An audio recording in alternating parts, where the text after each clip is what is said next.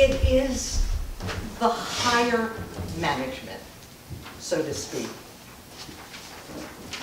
And it rests on the shoulders of the major superiors. And the major superiors are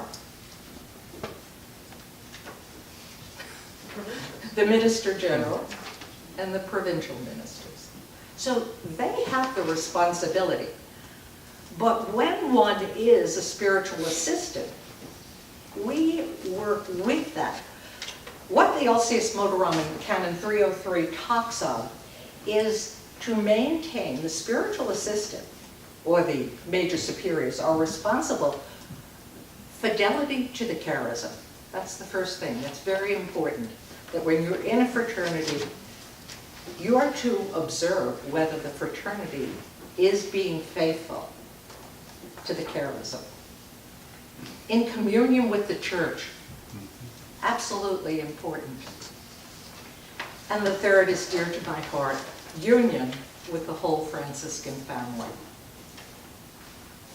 And that's the LCS Motorama. That is the responsibility of the major superiors, but we cooperate in that because we are in the fraternities. And we are the ones who go and report back. Ideally, we are reporting back to our provincial spiritual assistants. We are keeping the communication going. And for seculars, that's a lot more difficult than for friars. Okay, what do we have here? This is an important one. It's number 6. It's a different number on mine. Who has the primary responsibility to guide, coordinate, and animate the fraternities? Who has the primary responsibility? I'm going to give you a little hint because some of you have no background whatsoever. The two entities, the spiritual assistant and the council with the minister. Which one? Which group? Council. The council and the minister. The spiritual assistant, assist. It is such an important word, that word, assist. They are not in control. They do not dominate. They are always watching, though, to make sure that we are being faithful to the charism, in communion with the church, and in union with the family.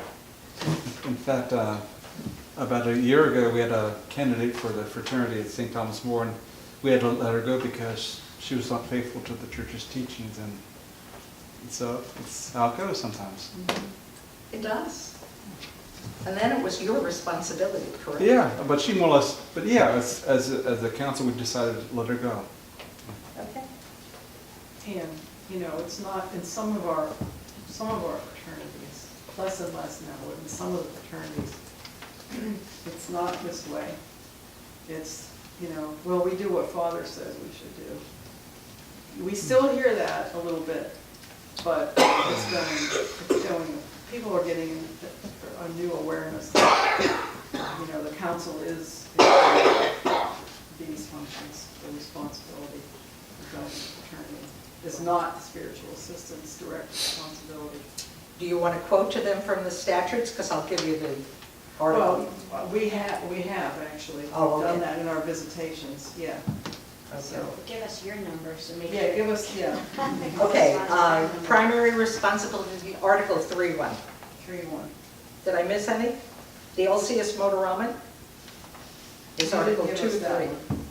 2-3. Mhm. And 4, you can give us 4. What was 4? I had a different Question number before you here. didn't address it. Twofold Twofold service. service. Okay, I gave you that one. I took that out in my copy. That's what it was. It is pastoral and fraternal. That's the twofold service, and I don't have it here with the number.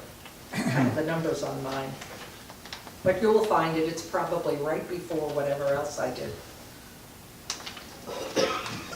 Okay. This might take a while. Are you willing to go through this? Because I can give you these numbers. Would you like to go through them, continue with this? Yes. I don't want to take up all Pip's time. Nope. Go for it? Yep. Yeah, All right. We got plenty of time. please. Well, I've already asked you the question, who are the major superiors? I didn't want their names, I wanted their titles, and you already know it's the Minister General and the Provincial Minister. When you see those titles, Major Superiors, that's who it is referring to. Okay.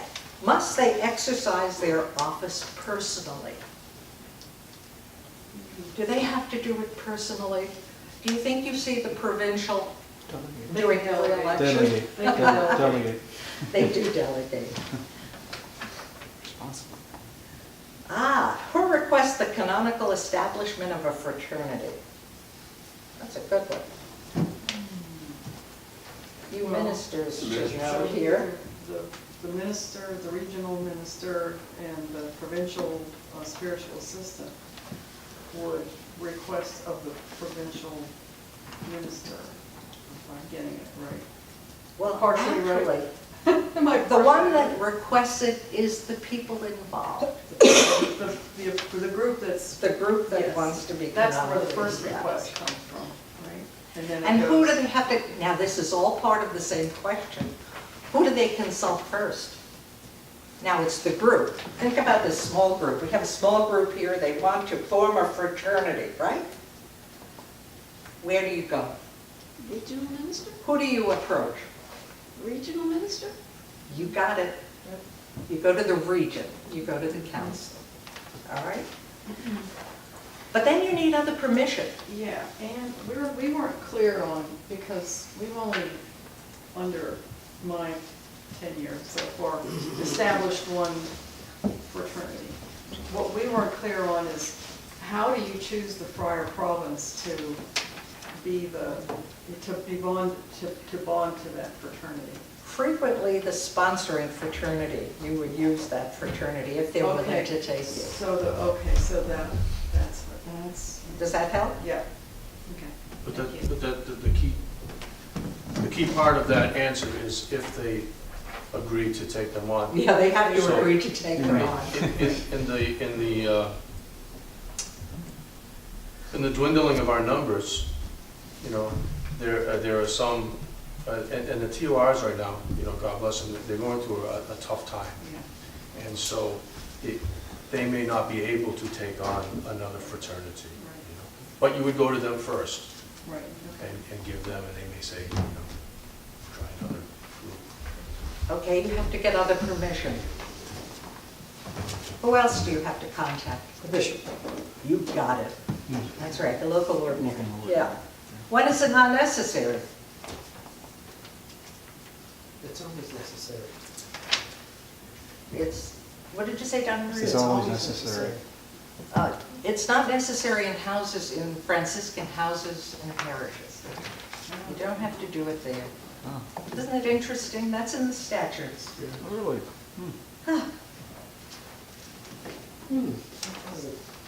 That's not how it's practiced, though. I don't think a lot of this is practiced. But I don't think it's practiced, because even in Franciscan houses, They do ask. they do, I would because, say that's a courtesy. yeah, It's a maybe it's courtesy, a yeah. courtesy then, but there is always a consultation with the bishop, because the ordinary of the diocese where you're located, Yeah. you know, is the pastoral leader of that diocese. He is, but this, the order Right, does not belong to the diocese. right.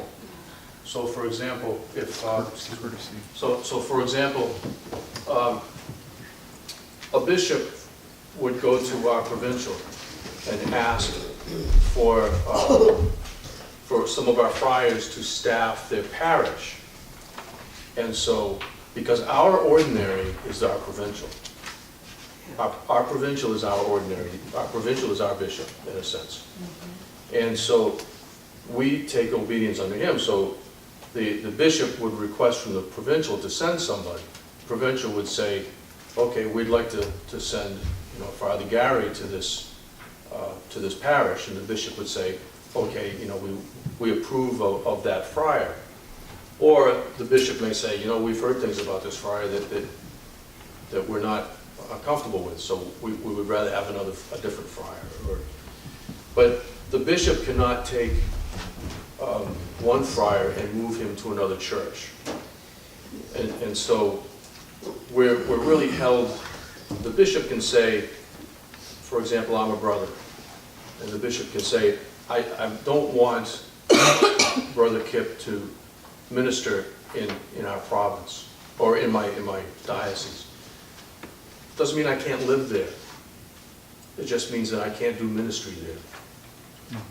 And so in that sense, in that same sense, if we have a fraternity that belongs to our order, and we do it in our house, if it's in our friary, the bishop really doesn't have any he doesn't really have to know about that. It doesn't have anything to do with the diocese. What does that do to the status of the seculars then, who are members of that diocese and not members of your order? I mean, it shouldn't have any, it shouldn't have any bearing at all. No, and I guess I believe, I trust your judgment, but the questions for me is that, if the friars pull out for whatever reason, you have a secular Franciscan fraternity there. Sure. Who are members of that. And so in that case, if they were to move the fraternity from that friary into a diocesan setting, into the parish, or if the diocese would come and take over that friary, then they would need to rectify that with the bishop. Let me just read it to you. The written consent of the local ordinary is necessary for the canonical establishment of a fraternity outside the houses or churches of the Franciscan religious of the First Order, or TOR, and that's Article 6.1. But I guess I just, I see that, but I know like at Body of Christ, our fraternity in Cleveland, which then at the time it was a Capuchin parish, but they definitely got, because we have the canonical papers with permission from the bishop in order to establish it there. So Sure. maybe it was a courtesy then, but It could have I been would think courtesy, it's a courtesy. I would imagine they should. or the friars just didn't know that there's a difference. Because oftentimes, as friars, you may think that we know what we're doing. Sometimes we don't have a clue. Tom Betts, when he first became provincial, he had a clue about anything about the OFS. And so he realized through the bishop that when he said yesterday, when the bishop went to him and said, if you want to do something, then energize the seculars to be evangelists. And so that's sparked something in him. And then he came to us as the spiritual assistants of the province and said, what's going on? What's this all about? Should we should we just, throw this all away? Or, what can we do here? And it wasn't until he read in our constitutions exactly what Ann just said a few minutes ago, that it's our responsibility. Now, the sisters, the Franciscan Sisters of Aston, they're part of our family too. But our constitutions don't talk about that. But it does talk about you, and that we have a responsibility within that bond to have a closer bond with you. Does that make sense?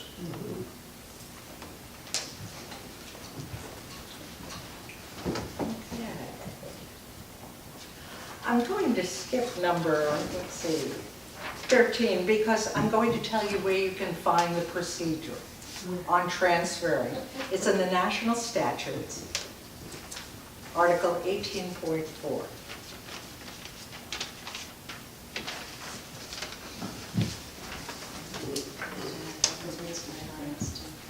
And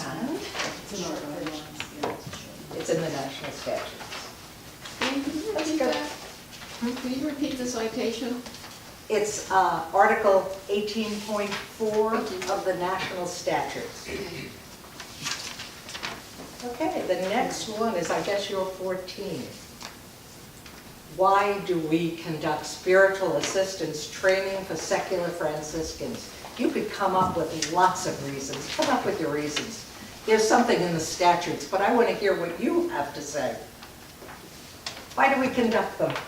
Because we don't have enough friars is the first thing I would say. Basically, you meant. All right? I am the first one to say, I have said this to Kip, I say it in the class. If there were a suitable and well-prepared friar to take my place, I would step aside. We will lose something if there were no friars associated with us. I feel very strongly about that. It is very important to keep the family connection together. We need each other. You need us too, but we need you. So much of what I learned from friars who were willing to call forth my gifts.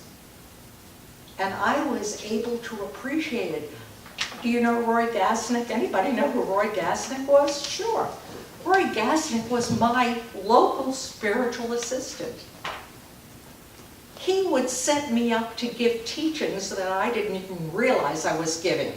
He would start asking me questions until I kept talking, and he'd say, well, that's the homily.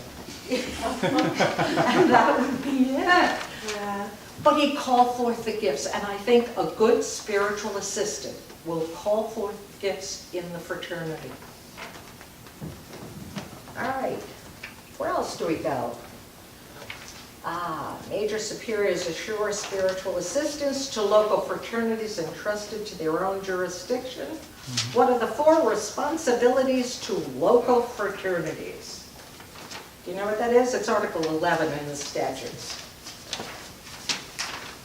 Because I'm going to tell you if you don't know, you realize that. Major superiors canonically establish new local fraternities and guarantee them spiritual assistance. They also appoint spiritual assistants. Now, of course, they delegate that to the provincial spiritual assistant. The provincial doesn't do all that.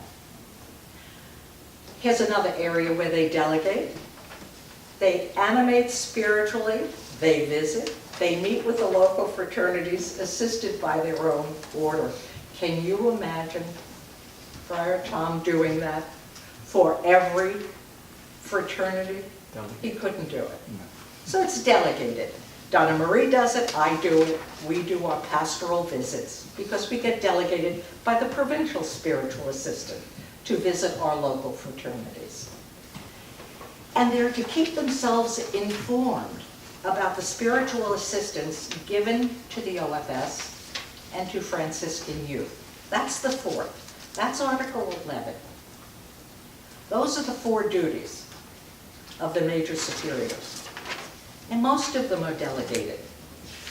And I would say where a fault lies, and maybe I shouldn't use the fault, but maybe a glitch in communication, is on the end of local spiritual assistants and maybe regional spiritual assistants keeping the major superiors informed. We really have a responsibility to do that. And I don't know how often I do with my conventional provincial spiritual assistant, but he happens to be a local spiritual assistant also. And so I see him often enough so that I can. I'm not telling you I probably would keep him informed as much if I didn't see him as much as I do. So I think it's important to remember that we do have to keep them informed. The communication goes both ways. It doesn't go just one way. And where else did we get? Now we